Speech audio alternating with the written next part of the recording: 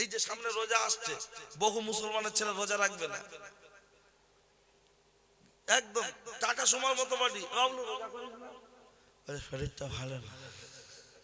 তার শরীর যখন ভালো না, কি খেলি? বলছে গোশ ভাত। তার শরীর খারাপ থাকলে লোক গোশ খায়? দই খাবে নাকি?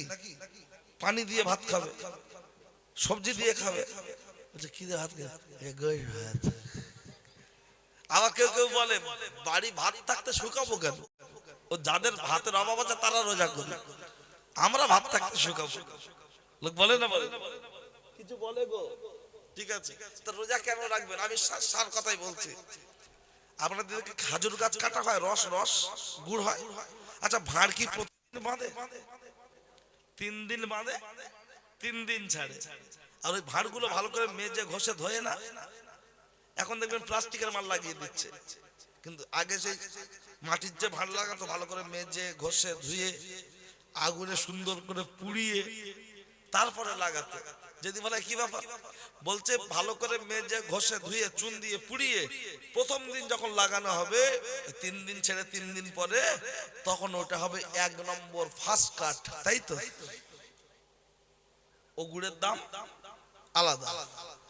দ্বিতীয় দিন হচ্ছে সেকেন্ড কাট, আর লাস্টের দিনটা 3 নম্বর, মানে তার। এখন দোকানদার সব বলে দেয় ফার্স্ট কাট। আমি ওদের ব্যবসা ক্ষতি করতে চাই না, সে করুক।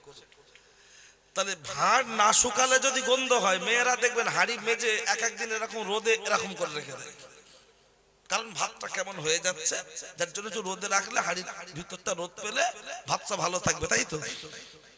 তাহলে 11 মাস এই চেম্বারে দিলাম হাসির বিড়ি, নাসির বিড়ি, বাবুয়া বিড়ি, প্রজাপতি বিড়ি, মহাসিন বিড়ি, আছে না নাই?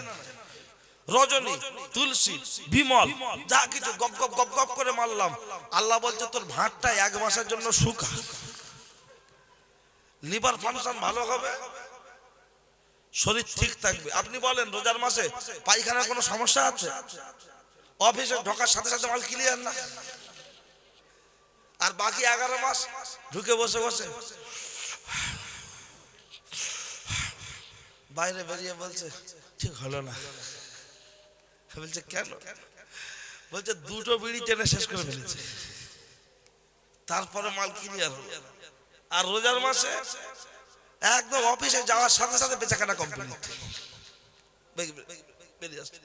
আর এমনি মাসে তখন মাল টেনে আবার কেউ কেউ দেখবেন ঘুরাখু গুড়, কি ব্যাপার? বলছে নামাজে পায়খানা আটকে যায়। আর রোজার মাসে একদম অফিসে যাওয়ার সাথে সাথে মাল সেল, কোনো সমস্যা কিচ্ছু।